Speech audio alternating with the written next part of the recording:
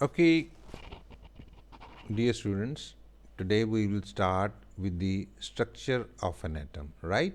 Structure of an atom. ठीक है जी, हम एटम का स्ट्रक्चर एक पढ़ेंगे, राइट? तो लेट्स स्टार्ट। पहले हम उसकी रीडिंग पार्ट करते हैं, देन टाइम टू टाइम मैं आपको उसको उर्दू में साथ भी एक्सप्लेन भी करता जाऊंगा।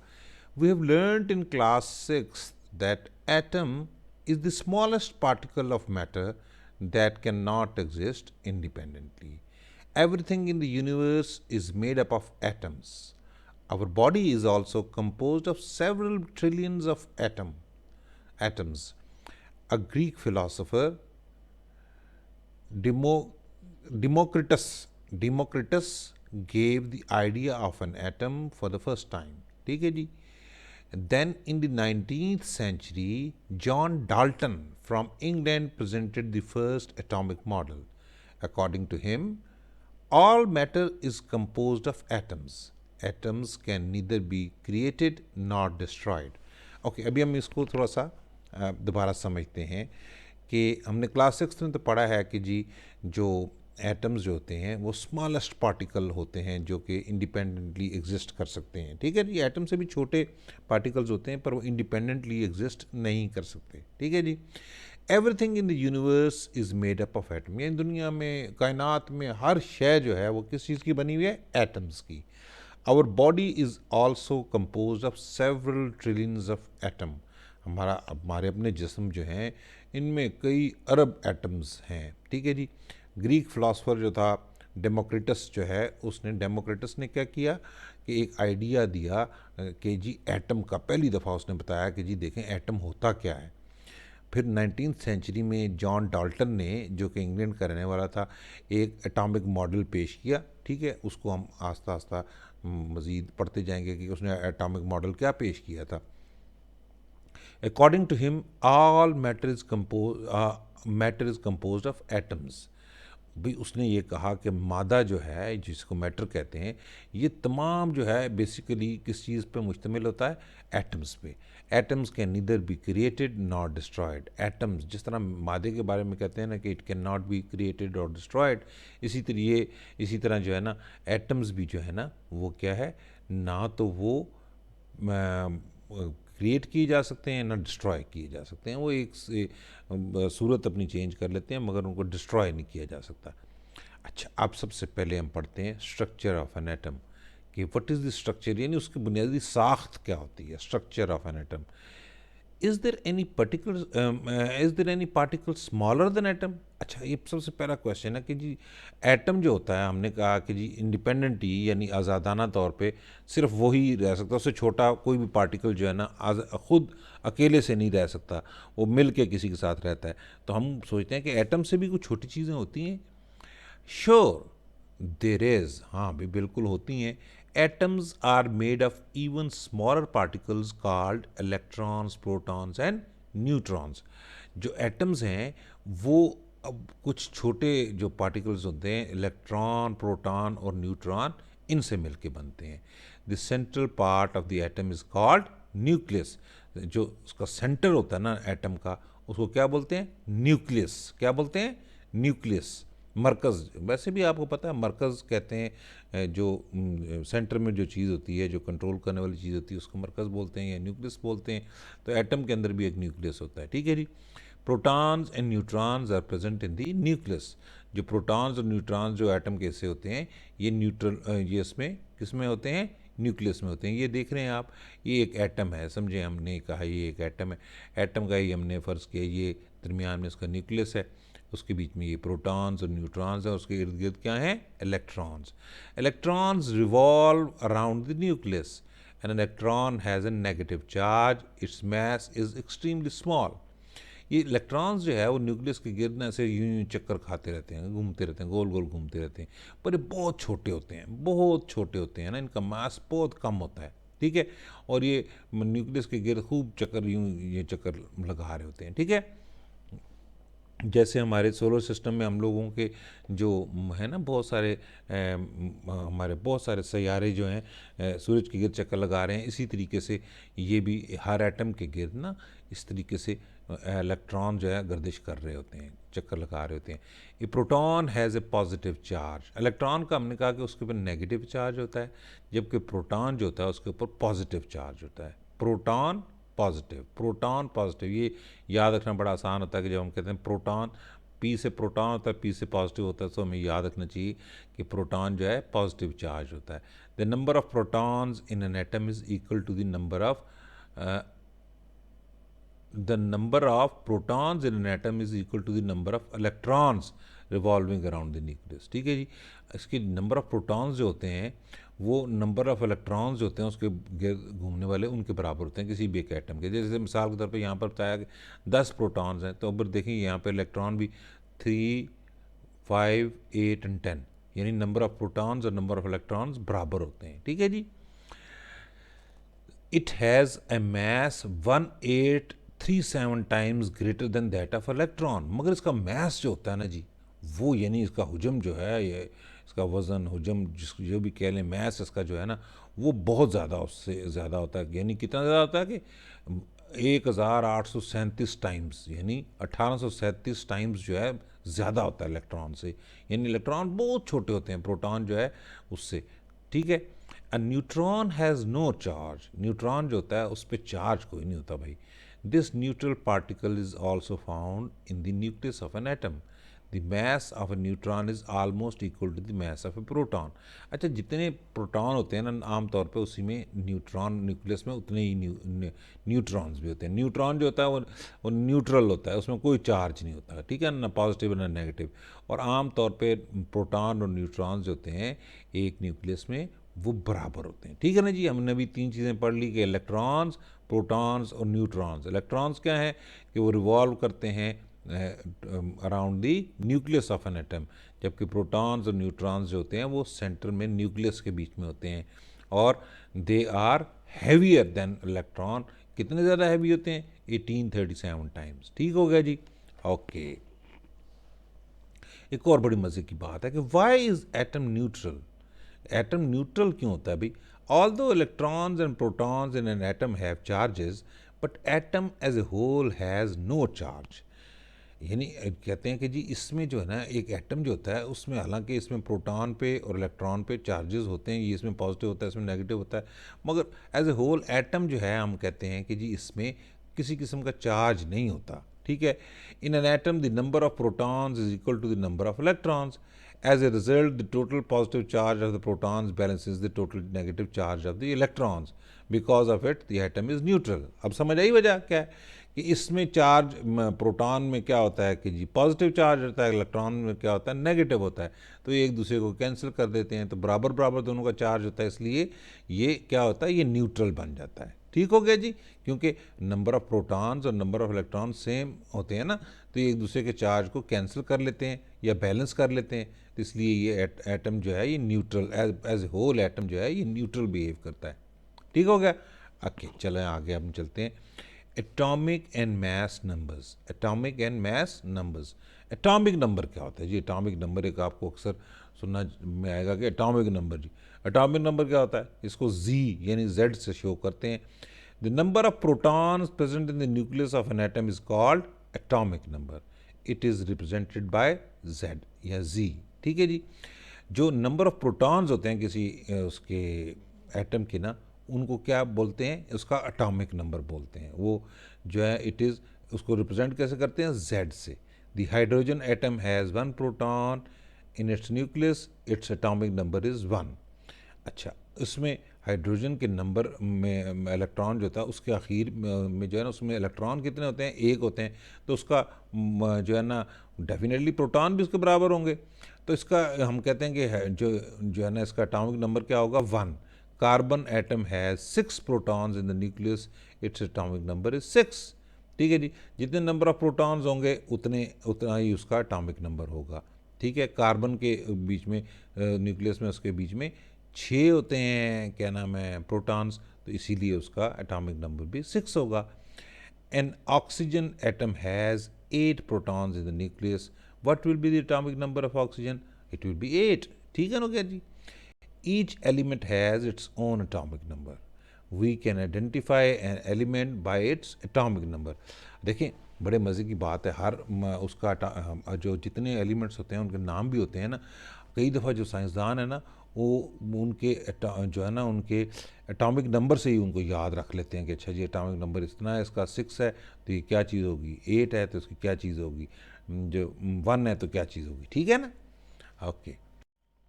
Mass number, यानी mass number क्या होता है? A. The sum of protons and neutrons in the nucleus of an atom is called mass number. It is represented by A. यानी अगर हम इलेक्ट्रॉन्स को और प्रोटॉन्स को मिला लें इन दोनों को तो वो क्या कहलाते हैं? mass number. The hydrogen atom has only one proton in its nucleus. Its mass number is also 1. The carbon has 6 protons and 6 neutrons. ठीक है, जो कार्बन होता है उसमें 6 प्रोटॉन होते हैं और 6 न्यूट्रॉन होते हैं। Its mass number is 12। We can use atomic number and mass numbers to find the number of neutrons in an atom. हमने अगर किसी जगह के किसी एटम का मैस नंबर मालूम करना हो तो हम उसके क्या करते हैं? न्यूट्रॉन्स और प्रोटॉन्स को ऐड कर देते हैं। सो हम कहेंगे कि मैस नंबर इज इक्वल, यानी मैस नंबर और A is equal to number of protons which is Z and number of neutrons which is N. So हम कह सकते हैं कि mass number is equal to number of protons plus number of neutrons, यानी हमारे mass number जो है। General symbolic representation of an element is this given as, यानी इसको अगर हम करें ए और जी, ए क्या था और जी क्या था? ठीक है, ए था मैस नंबर और जी क्या था? Number of protons. ठीक है, where X denotes any element, X कोई भी एलिमेंट है, किसी किस्म का भी एलिमेंट है, तो ए और जी के इसको मिलाने से इसका क्या मिलेगा? इसकी रिप्रेजेंटेशन हो जाएगी कि ये कौन सा वाला एटम है। Example, oxygen atom has atomic number 8 and mass number 16. What would be the number of neutrons in its nucleus? देखिए नंबर ऑफ न्यूट्रॉन्स और नंबर ऑफ प्रोटॉन्स बराबर होते हैं ना, तो हमें अगर नंबर ऑफ प्रोटॉन्स पता है तो नंबर ऑफ न्यूट्रॉन्स तो ऑटोमेटिकली पता होंगे। ठीक है ना जी? Oxygen atom has atomic number 8 and mass number 16। 8 है, इसका मतलब है इसके नंबर ऑफ प्रोटॉन्स 8 थे, इसके नंबर ऑफ जो है ना इनमें न्यूट्रॉन कितने होंगे? वो भी 8 होंगे। इसीलिए क्योंकि नंबर ऑफ प्रोटॉन्स और नंबर ऑफ क्या नाम है न्यूट्रॉन्स और प्रोटॉन्स दोनों मिला के बनता था हमारा मैस नंबर विच इज़ 16, या हम ये भी कह सकते हैं 16 माइनस 8 इज इक्वल टू 8। वैसे भी नंबर ऑफ जो नंबर ऑफ प्रोटॉन्स हैं और नंबर ऑफ न्यूट्रॉन्स जो हैं वो बराबर होते हैं। सो हमें समझ आ गई है भी। ठीक है ना? समझ आ गई है ना? ओके। फिर हम कहते हैं जी अगला का पार्ट है कि distribution of electrons in shells. Distribution of electrons in shell, ये हम मेरे ख्याल से नेक्स्ट का पार्ट कर लेते हैं। ये आप लोग अपने पास याद रखिए। मैं आपको ये जो है ना आस्ता आस्ता इसलिए एक छोटा छोटा सा लेक्चर पढ़ाऊँगा ताकि आपके लिए आसानी होती जाए। ठीक है जी?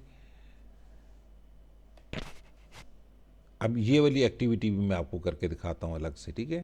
अच्छा जी, अभी आपको जो एग्ज़ाम्पल दी थी ना इसको मैं थोड़ा सा एक्सप्लेन करके दिखाऊँ। ये एग्ज़ाम्पल जो थी कि oxygen atom has atomic number 8 and mass number 16।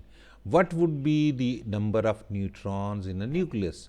अच्छा, अब देखें इस मिसाल से हम बड़ा समझने की कोशिश करें, दोबारा पढ़ते हैं इसको कि oxygen atom has atomic number 8 and mass number 16। What would be the number of neutrons in its nucleus? हमें देखना ये हमें पता चल गई है ना कि ये इक्वेशन जो है कि मास नंबर और A is equal to number of protons Z plus number of neutrons N, या हम ये कह सकते हैं कि ए जो है इट इज़ मास नंबर, ठीक है, और जो है हमारे पास जी जो कि है एटॉमिक नंबर, ऐसे ही है ना, ये जी एटॉमिक नंबर होता है और प्लस जो है न्यूट्रॉन। ठीक है, अब यहाँ पर इसमें से दिए हुए हम जो सारी चीज़ों को प्लेस करके देखते हैं। मिसाल के तौर पे हमारे पास जो मास नंबर है वो दिया हुआ है 16, ठीक है, और जो है हमें एटॉमिक नंबर दिया हुआ 8, या हम ये नहीं, इसको हम इक्वेशन में अगर डालें तो 16 is equal to 8 plus n, ठीक है, या n is equal to 16 minus 8 और n इज इक्वल टू 8। आपको समझ आ रही है बात? यानी ये मैंने ये A16 जो था इस यहाँ पर लिखा, ठीक है, तो यहाँ 16 आ गया। z जो है विच वॉज इक्वल टू 16, ठीक है, z जो है हमारा क्या था, z was equal to what, 8, ठीक है, तो यहाँ पर 8 हमने लिख दिया। और फिर उसके बाद n, या फिर हम ये कह सकते हैं कि ये n को अगर इधर ले जाएं, 16 को इधर ले आए, ठीक है, या हम 8 को इधर ले जाकर और इसको रिवर्स कर लें, तो n, या ये भी कह सकते हैं हम कि n is equal to 16 minus 8, n is equal to 16 minus 8 को अगर इस तरफ ले जाए ना तो 16 माइनस 8 हो जाता है। सो और n इज इक्वल टू 8। सो हमारे पास जो आ गया नंबर ऑफ न्यूट्रॉन्स जो हैं, विच हम ये क्या कहेंगे, क्या है, नंबर ऑफ ऑक्सीजन हैज़, यानी ऑक्सीजन एटम्स हैव 8 न्यूट्रॉन्स। ठीक हो गया जी, ये हमारा अभी आपको आई होप समझ आ गया होगा, ठीक है। अच्छा जी, अभी हम आपको ये एक्सरसाइज का सॉरी एक्टिविटी 6.1 कराते हैं। ये बड़ी इम्पॉर्टेंट है करनी, ज़रा समझनी भी बड़ी ज़रूरी है कि calculate the number of protons, electrons and neutrons in a sodium atom, जिसमें आपको ये इस तरह से डिनोट किया हुआ है। इसमें आपका एटॉमिक वेट और एटॉमिक नंबर दोनों दिए हुए हैं।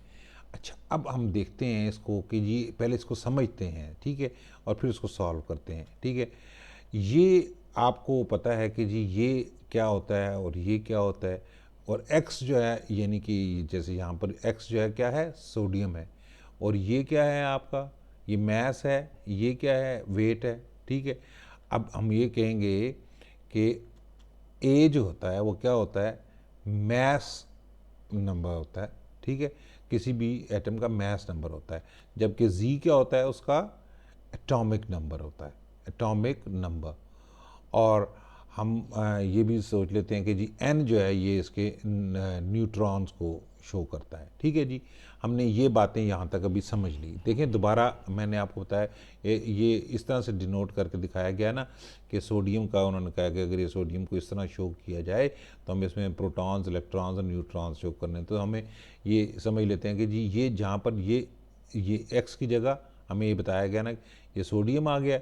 ए जो था क्या था, A is what, mass number, Z is what, atomic number, ठीक है। और हमारे पास जो है नंबर ऑफ न्यूट्रॉन्स को हम शो करने के लिए एन शो करेंगे। अच्छा जी, अब हम देखते हैं कि हमारे पास होता है कि जी जो होता है it is always atomic number, ठीक है ना जी, ऐसा ही है ना, हम लोगों ने अभी पढ़ा है एटॉमिक नंबर या एटॉमिक नंबर जो होता है वो क्या होता है कि number of protons, number of proton, atomic number किसके बराबर होता है, नंबर ऑफ प्रोटॉन्स या नंबर ऑफ इलेक्ट्रॉन्स के, नंबर ऑफ प्रोटॉन्स या नंबर ऑफ इलेक्ट्रॉन्स के। एटॉमिक नंबर किसके बराबर होता है, ये फिर दोबारा मैं दोहरा रहा हूँ, जी जिसको एटॉमिक नंबर कहा जाता है, atomic number is always equal to number of protons या number of electrons. Number of protons और नंबर ऑफ इलेक्ट्रॉन्स जो है ये क्या होते हैं, ये कहलाते हैं एटॉमिक नंबर्स। ये दोनों बराबर होते हैं, नंबर ऑफ प्रोटॉन्स और इलेक्ट्रॉन्स, इसलिए इसको बोलते हैं एटॉमिक नंबर। अच्छा, एटॉमिक नंबर में अगर ऐड कर दें आप, यानी नंबर ऑफ प्रोटॉन्स के साथ अगर ऐड कर दें नंबर ऑफ न्यूट्रॉन्स भी, तो फिर आपका क्या बनता है, ये मैस नंबर उसका बनता है, ठीक है। यानी अब हमारे पास एक इक्वेशन आती होती है कि A which is equal to mass number is equal to Z which is atomic number, which is the atomic number and neutrons, ठीक है। यानी मैस नंबर हमारे पास mass number is always equal to atomic number plus neutrons. यहाँ पर थोड़ा सा हमें एक बात क्लियर करनी चाहिए कि नंबर ऑफ प्रोटॉन्स और नंबर ऑफ न्यूट्रॉन्स ज़रूरी नहीं होता कि एक एटम में हमेशा ही एक जैसे हों, मगर नंबर ऑफ प्रोटॉन्स और नंबर ऑफ इलेक्ट्रॉन्स सेम होते हैं। नंबर ऑफ प्रोटॉन्स और नंबर ऑफ इलेक्ट्रॉन्स सेम होते हैं, जबकि न्यूट्रॉन्स वेरी करते रहते हैं, कभी कम हो जाते हैं, कभी ज़्यादा हो जाते हैं। और हमारे पास इक्वेशन ये क्या है कि mass number is equal to atomic number plus neutron. Mass number क्या होता है, एटॉमिक नंबर प्लस न्यूट्रॉन। तो यहाँ पर हम देखते हैं कि हमारे पास ए क्या दिया हुआ है सोडियम एटम का, जो कि ए दिया हुआ 23 और हमें जी क्या दिया हुआ है 11। तो अब हम कैलकुलेट करते हैं, बड़ा सिंपल सा तरीका है कि 23 यानी ए जो था Z 23 equal to 11 plus N, यानी ऐसे कह सकते हैं 23 minus 11 is equal to N, या एन इज इक्वल टू 12। यानी नंबर ऑफ हमारे न्यूट्रॉन्स बड़े आराम से निकाले जा सकते हैं, क्योंकि हमारे पास ये इक्वेशन जो दी हुई है कि मास नंबर हमेशा बराबर होता है atomic number plus neutrons. Atomic number जो है, ये एटॉमिक नंबर क्या होता है, atomic number is always number of protons या नंबर ऑफ इलेक्ट्रॉन्स, जो कि दोनों बराबर होते हैं, वो एटॉमिक नंबर के बराबर होते हैं, और प्लस नंबर ऑफ न्यूट्रॉन्स, ये दोनों मिला के क्या बनते हैं, मास नंबर। तो हमने कहा कि नंबर ऑफ प्रोटॉन्स और नंबर ऑफ न्यूट्रॉन्स आमतौर पर बराबर होते हैं, मगर ये वेरी भी कर सकते हैं, ये वेरी भी कर सकते हैं। सो हमने ये इक्वेशन हमारे पास है कि मास नंबर हमेशा atomic number plus number of neutrons होती है, और यहाँ पर हमारे पास नंबर ऑफ न्यूट्रॉन्स निकल रहे हैं 12। तो सो हमारा आंसर होगा since atomic number is equal to number of protons which are equal to number of electrons of an atom, hence number of protons is equal to 11 and number of electrons is equal to 11, and इसी तरह से number of neutrons is equal to 12। ठीक हो गया जी। ये हमारा बड़ा तफसीली आंसर है, इसको अगर एक दो दफ़ा आप सुन लेंगे तो आप लोगों के लिए हमेशा इंशाल्लाह आसानी रहेगी।